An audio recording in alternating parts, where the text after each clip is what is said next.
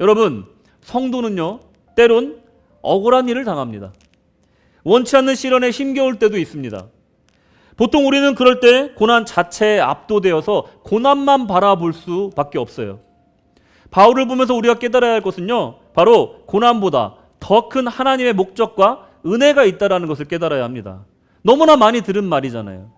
고난보다 더 큰 하나님의 목적이 있다.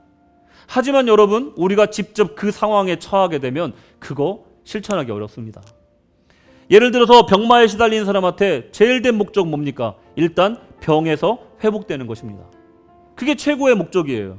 여러분, 안 아픈 사람들은요, 여러 가지 바라는 것이 있지만 아픈 사람은요, 소망이 딱 한 가지밖에 없대요. 뭐죠? 병에서 낫는 것.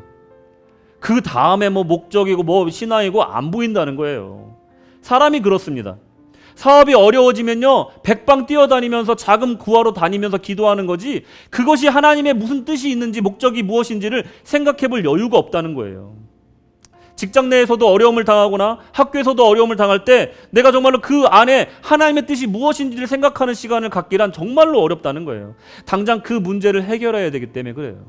이거 해결 안 되면 죽을 것 같으니까 그런 거예요. 여러분, 바울도 처음에는 마찬가지였습니다. 처음에 바울도요, 이 일에 집중했을 것이고 내가 무죄로서 석방되는 것만을 생각했을 것입니다. 여러분, 유대인 대표와 법정 다툼을 하는 과정은 정말로 고통스러웠을 거예요. 나를 미워하고 죽이고자 하는 사람하고 법정 다툼한다고 생각해 보세요. 안 되는 말 되는 말 다 끄집어내서 저를 막 공격할 거란 말이에요. 그리고 로마 총독과 관리들을 설득하는 과정은 그리 쉽지 않았을 겁니다. 내가 아무리 죄를 짓지 않았더라도 그 정치적 이유 때문에 붙들어 두는 그 사람들이 무슨 이유로 나를 풀어주겠습니까? 스트레스가 엄청났을 겁니다. 그런데 그의 변론은 나중에 어떻게 됐습니까? 그렇게 열심히 준비한 것이 사실은 내가 풀려나기 위해서 준비한 것이지만 나중에 돌아보니까 그것이 나의 간증이 되었어요.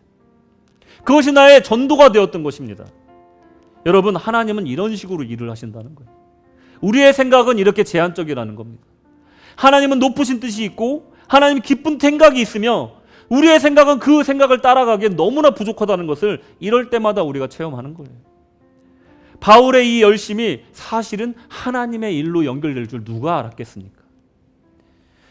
결과적으로 하나님이 바울을 택하여 부르신 목적에 맞게 쓰임받게 됐습니다.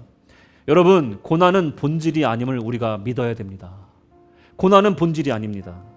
하나님의 목적이 본질인 줄로 믿으시기 바랍니다. 로마로 가는 길에 우리가 만날 수많은 고난과 그리고 억울한 일과 예상치 못한 우여곡절을 한번 생각해 보십시오. 그것은 비본질입니다. 굉장히 현혹적인 거예요. 우리의 눈을 속이는 것들입니다. 여러분을 둘러싸고 있는 수많은 사건과 사고, 고난, 이것들은 본질이 아니라는 것이에요. 무엇이 본질인지 우린 꼭 생각해 보는 시간을 가져야 되고 기도해 봐야 된다는 겁니다.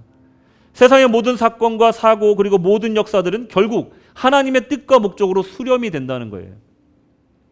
여러분, 로마로 가는 길 험난할 수 있지만 하나님의 명령과 부르심에 충실할 수 있다면 시간이 흐르고 나면 우리가 모르는 사이에 하나님의 택하신 목적에 충실히 따르고 있었다는 사실을 알게 됩니다.